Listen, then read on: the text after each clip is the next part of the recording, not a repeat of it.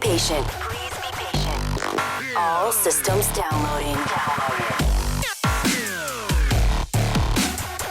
Welcome to Katie Linendoll Show.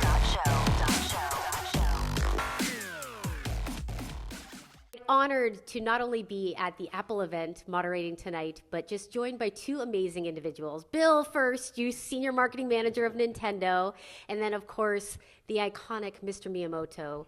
If you have spent any time gaming in your lifetime, he created Super Mario, Zelda, Mega Man, you name it. And look, he's even dressed to the nines. I mean, how fun was it? You're coming off of Fallon. I got some hard work to do this evening at Soho. Were you excited on Fallon to be able to play the instruments too? そうですね。プロと一緒に行くのすごい緊張しました。I was, but I was very nervous to be playing with professional musicians. You were really playing too, right? ほとんどみんなの音でカバーされてるので僕は安心でしたけど。Yeah, I was relieved because, all of their musical prowess was covering up for me. Well done. I like your style. You played it well. ありがとうございます。Thank you very much. 自分でも緊張してるのがカメラで見て分かって笑ってしまいました。But I laughed because I could see myself on camera and I could tell that I was nervous. Oh, I didn't think so. You covered that up very 今はすご well. いリラックス。I'm very relaxed right now. Good. Well, you're in good hands, and I'm so excited and honored to be joining you. And I want to go in order to get where we are right now with Super Mario Run, we kind of have to go back in the timeline. And let's talk about really the reason why you got interested in gaming and really stayed with it for so many years hereafter. スーパーマリオランに至る前、そうですね。まあ元々の元々ゲームを作りたくなったきっかけは、僕ね、もともとは別にビデオゲームを作るつもりも何もなかったんですよ。で、みんながびっくりするようなおもちゃを作りたくて任天堂に入ったんですけども、ちょうどその頃にスペースインベーダーが次の年ぐらいに大ヒットしたんですね。Well, actually, I didn't join Nintendo thinking I was going to make video games. I joined Nintendo because I wanted to make surprising toys. But the year after I joined the company, Space Invaders became a huge hit. And it was so awesome to see that, you started as an apprentice, correct me if I'm wrong, to have that just really work your way up really has developed. You have such a great character and such a humility. Has that really been a big part of who you are and just seeing your way all the way to the top at Nintendo?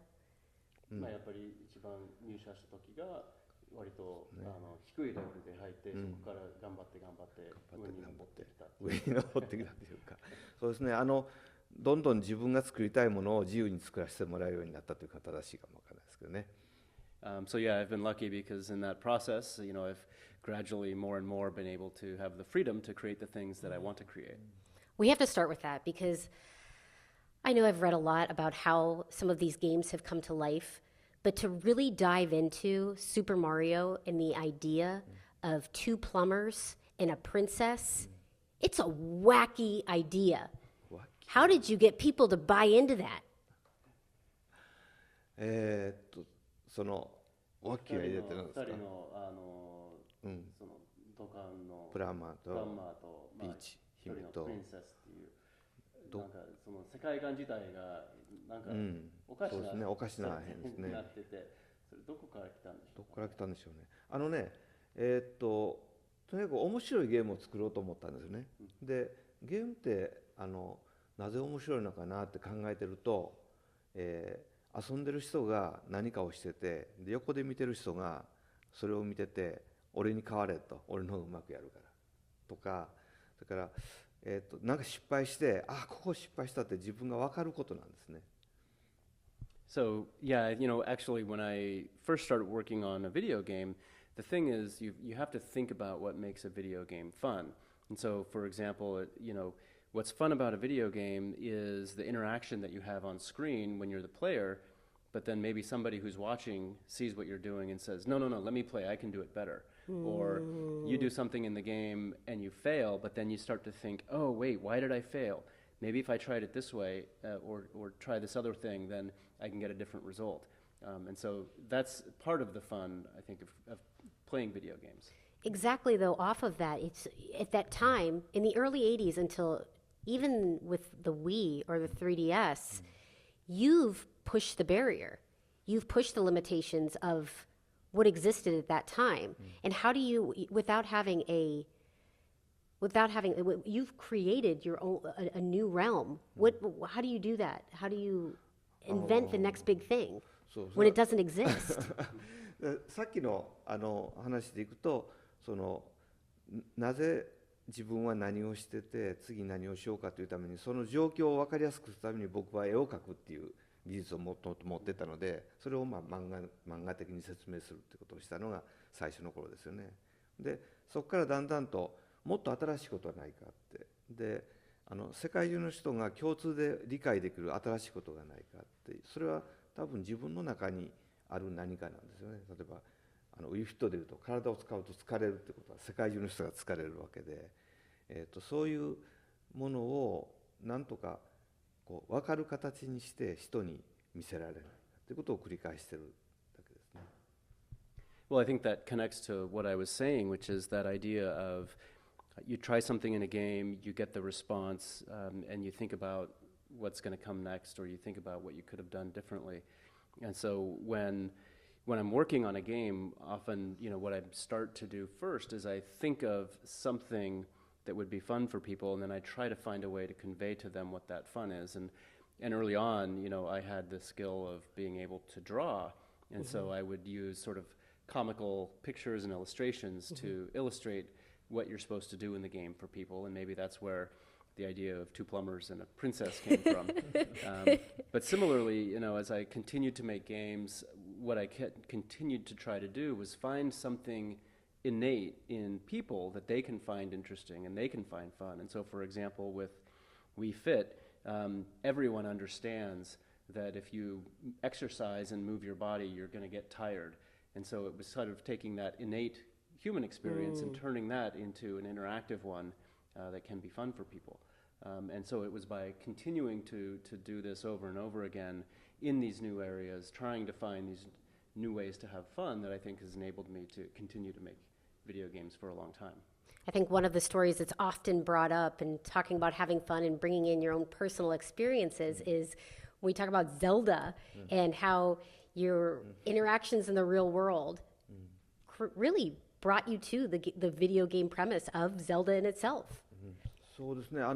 ゼルダでも最初の8ビットの頃というのは、絵って本当に単純なこんなね16ドットのパネルでできてるわけですよ。そうするとそれをもっと、例えばこれを木に見てほしいとか、これを湖と思ってほしいとかと思うと、やっぱり自分の中にある湖とか木とかという記憶をそこにストーリーというか、その状況で足してやらないと、やっぱりちっちゃな絵はちっちゃな絵でしかないんですよね。だからそれを自分の体験の中できっと遊ぶ人の中にもある体験と共通する部分を何かの状況で説明するって、そうするとその人の中でもっと本物のように見えてくるっていうことを繰り返してるんですね。So yes, even with the original Zelda game, the graphics in the 8-bit days were very primitive. I mean, the objects in the game, each one was made out of only, a panel of 16 dots, really. And so you had to look at how you can draw a picture of a tree or, a sword or something. And in order to draw on, you'd had to draw on your own memory of those objects in order to try to illustrate them in the game. But then you'd have to find a way in the game to layer in a story that helps the player understand that the objects that they're looking at are designed to be a tree or a sword. And then the player has a connection to those objects through perhaps their own memories or their own experience. And it's trying to find those common elements among people and repeating this process so that you kind of draw on situations that are common among all people to help tell the story.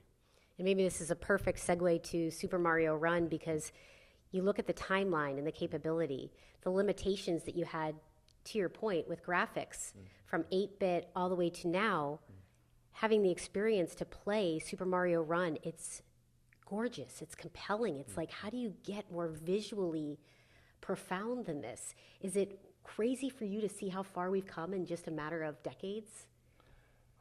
そうですね、もう技術がどんどん進んできて、ゼルダなんかでもみんなの共通の記憶にないものをアーティストが書いて、それで無理やりその世界観を出すということが来ましたから、今やと例えばエフェクトとか、スーパーマリオランドの中でのエフェクトとか、本当に気持ちいい感じでファーッと出てくるとか、本物じゃすごい、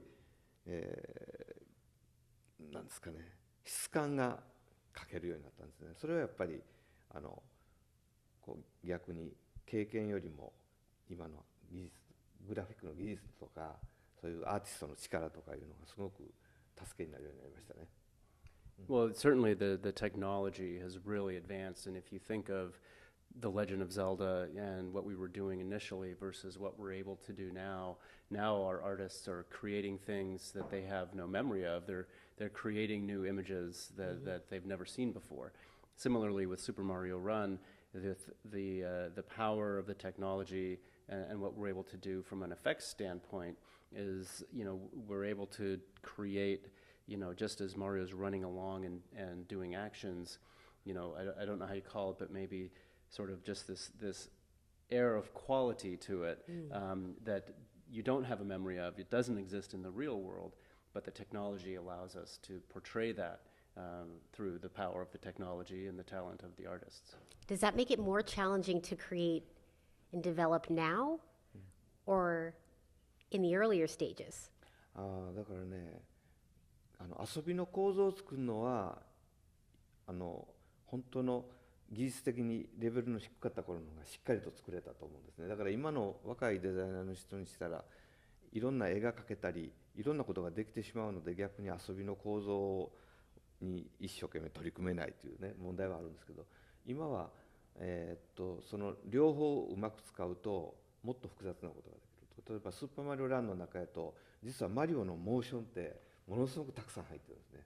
こうひょいって登ったりコロッと転がったりで、ああいうところで独特の質感がここに出てくるっていう。だからそういう意味では今の技術が昔よりもいろんなことができるようになってきましたね。Well, I think in the earlier days when the technology was more primitive, it was a lot easier to focus much more on the gameplay experience. Now, with as much power and technology as the systems have available for us to use, it can be hard to get younger designers to spend as much time focusing on the gameplay as they do focusing on the the graphics or the effects that they're going to put into the game, and so that can be a challenge. But at the same time, because you're able to layer the capabilities of the technology onto the gameplay, you're able to do a lot more. And so, for example, with Super Mario Run, we see Mario doing these very detailed actions in the game that he's never done before. So grabbing, climbing up, rolling, and each of those are my favorite move. drawn very, very sort of in a very kind of detailed manner. And so with the technology, we're able to layer in complexity that we couldn't do before. That adds to the feeling of quality and adds to the gameplay as well. And to continue on with the overarching theme here, to talk about fun and how important it is, you feel, for everybody to have that little bit of fun in their lives, whether it's Super Mario, whether it is Zelda, whether it's Wii Fit. That is your overall goal and something that you feel is so critical for everybody to experience. And no matter if you're an adult or you're a kid or you're a gamer or not, keeping that fun integrated into your everyday life.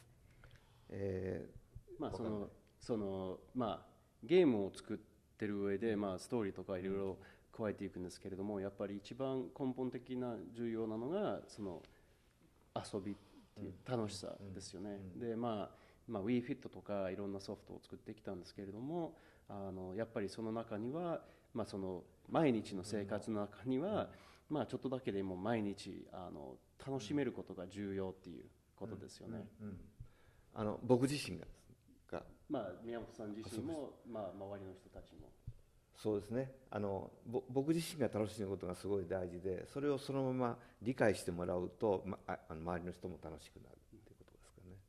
So yeah, I mean, I think having fun in everyday life is important for me, and I think as people see me having fun, hopefully then they'll see the importance of fun in their everyday life as well. Well, we certainly saw you having fun on Jimmy Fallon last night with the Roots.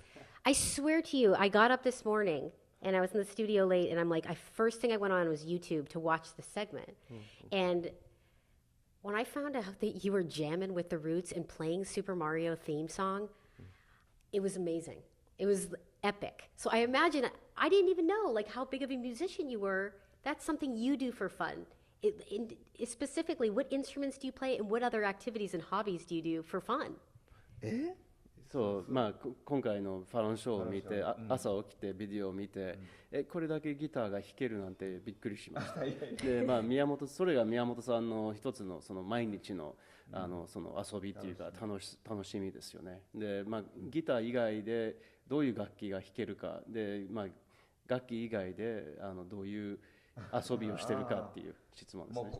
自分の生活の中で、そうギターはね、僕はギターが趣味じゃなくてギターの練習が趣味って言ってですね。だから人に聞かせるより自分で音を聞きながら自分のテクニックを練習するっていうのはすごい好きなんですけど、だから本当のホビーですよね。So actually, when it comes to guitar, I describe this as a true hobby for me because my hobby isn't playing guitar. My hobby is practicing guitar. I really enjoy, making different sounds and just honing my own technique and practicing. I'm not a big fan of playing for other people. Bluegrass, though. Correct me if I'm wrong. You're big into bluegrass. そうです。ブルーグラスはすっごいテクニカルなあれで、もう一緒にステージなんか出ると自分ガタガタになるので、それも自分で一人で弾いてるのです。Yes, I do enjoy bluegrass, but bluegrass is also a very technical style of music, and if you're going to try to perform that from a stage, it's very challenging, and so I always get very nervous, and that's why I prefer to just practice for myself rather than play for other people. けどね、そういうね、割とコツコツ僕続けるの好きなんですよ。ウィフィットの時には体重を測って毎日つけてるって言ってましたけども、今は血圧が高いので血圧を測って毎日つけたりね、それからこの間もやってた物の長さをパッと見て当てるっていう、当たってるかどうかをこうメジャーで確認するとかね、物の重さを確認するとか、そういうなんかコツコツとやること意外と好きで、普段はね日曜大工が好きなんですけども、家で簡単な家具を作ったり、それから庭の、模様替えをしたり、結構土木作業をしたりするの結構好きですよ。So yeah, I actually I like doing things on a regular and an ongoing basis. And so before we made We Fit, one of the things that I was doing was I was weighing myself every day and tracking my weight and was kind of doing this on a regular basis. Nowadays, I check my blood pressure every day just to kind of see how it changes. The other thing that's fun is I for a while had a habit where I would bring a tape measure with me and I would try to guess how long a thing is. I wondered if that was real. And then I would measure it and see if I was right, or try to guess the weight of an object and then check it to see if you're right.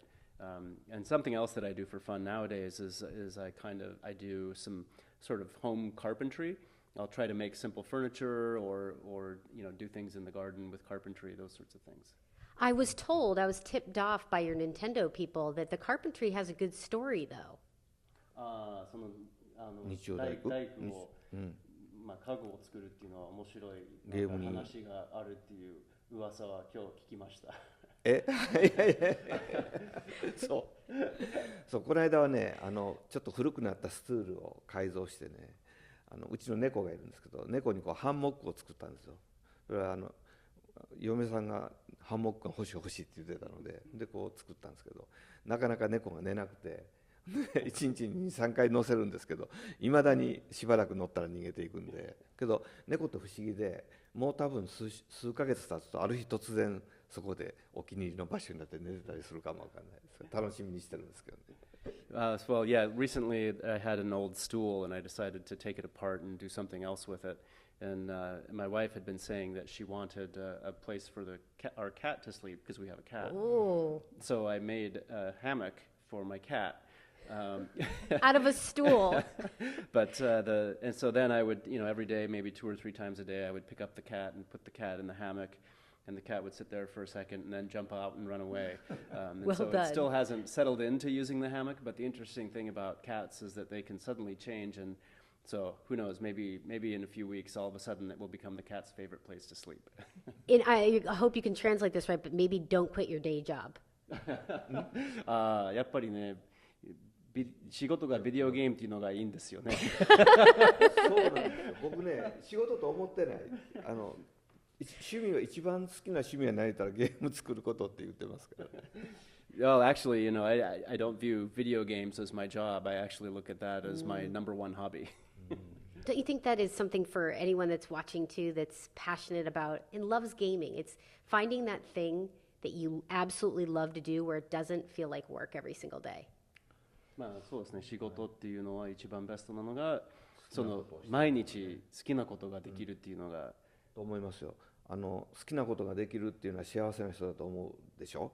けど自分で好きなことだと思うことが大事だと思うんですよ。だから僕本当に今やってることが好きだかどうか分かんないですけども、やっぱり自分が今やることを結構好きと思ってやるようになってて、それが結構エネルギーの元になるっていう。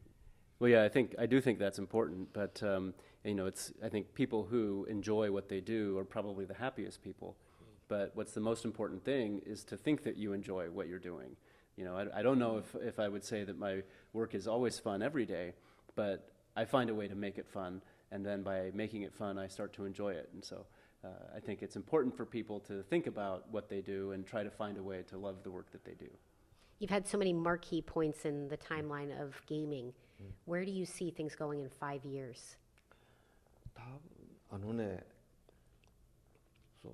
ゲームがほらなんかコンピューターの上で動くものだったのがだんだんと広がってきて、今 VR があったりからもうどんどんとアミューズメントパークの仕事僕今一緒にしてますけども、どんどんとそのゲームっていうフレームが広がっていってる。今携帯スマートフォンの中で遊びができたり、だからそれをね広げていくのがすごい楽しいんですよ。で5年後どんなふうに広がってるかは本当にね、どんなテクノロジーがどんなコストになってくるか分かんないんで見えないんですけども、まあ5年後はまた今なかったものに何か関われてたら嬉しいなと思いますね。Well, yeah, I think that video games have changed a lot, and certainly we're seeing a lot of changes even now. And there's things like VR. We're engaging in amusement parks, and so if you think of a video game as simply being a way of creating play out of a connection to technology, then I think the question of where video games is going is really going to be dependent on, what new technology comes along, or how does the price of certain technologies, what's going to happen to them in 5 years, when will you find the right technology at the right price to be able to combine that in a structure that can become a video game that you can then share with the world. And that's, I think, where it's hard to gauge. But from my perspective, I just hope that if in 5 years I'm still able to continue to expand video games into new areas, and then doing so with new technology, then I'll be having fun. 2 final questions for you. Was there ever a game or a character that you felt really passionate and tied to that you didn't get to really evolve, that never made it to the next level? No pun intended. 今のキャラクターの中で今宮本さんが作ったものの中で、キャラクターって言ってるんですけれども、例えば作ったものの中でもっと進化させたかったものですけれども、なかなか進化してないものっていうのがあるんでしょうかね。まあそうですね、それたくさんあるんですけどね、この間スターフォックスのキャラクターたちをもうちょっと磨こうとしてあまりうまくいってないですけども、ピクミンはね一旦かなりいいとこまでいったと思うんですけど、最近まだサボってるので、これからもっと盛り上げていきたいなと思ってるんですけど。Oh, there's a lot of them. I think most recently I looked at trying to sort of refresh the Star Fox characters.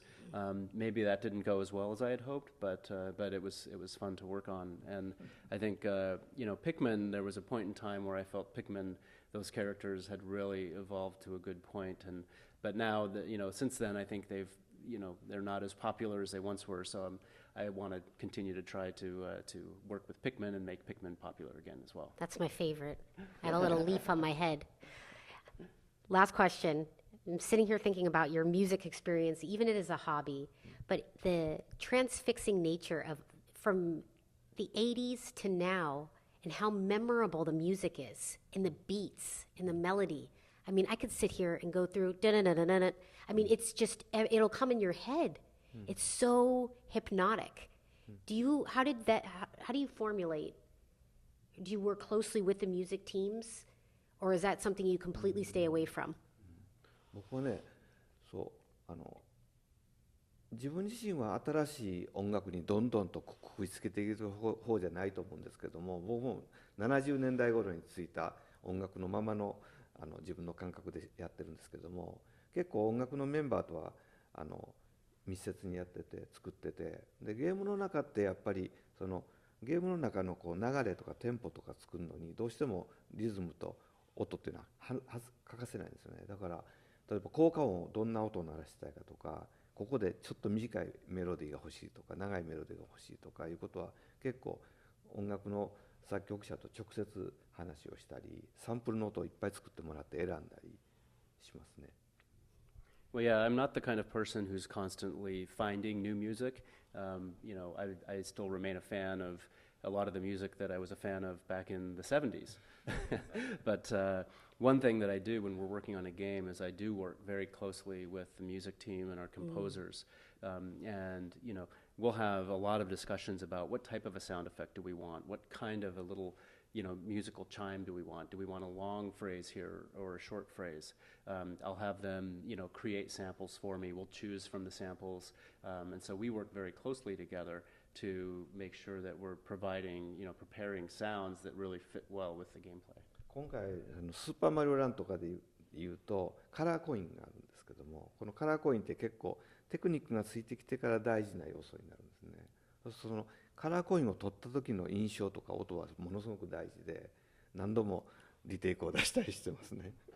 So this time in Super Mario Run, there's an element of the game where we have colored coins hidden in the levels. And there's different kinds of color coins, and the color coins become tied in very closely to sort of your improvement in your skill in playing Super Mario Brothers. It takes a lot of skill to collect those color coins. The purple and the black coins, I'm already on it. I played for like 15 minutes and I'm already on that. And so, yeah, we felt that the impression that you get the moment you grab one of those color coins was very important. And so we actually had a lot of discussion and did a lot of retakes of the sound to make sure that we got that sound just right. Well, amazing stuff. I could sit here and talk to you all night, but in an effort not to time burglarize you, thank you so much for your time. And for anybody watching, of course, you can check out the full interview, too. Questions totally different from our event at the Apple Store in Soho here in New York City. Thank you all, and as always, stay tuned.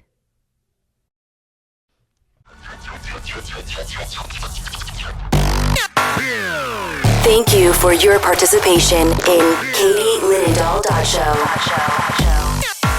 Follow our host at Katie Linendoll on Twitter, Facebook, and Instagram.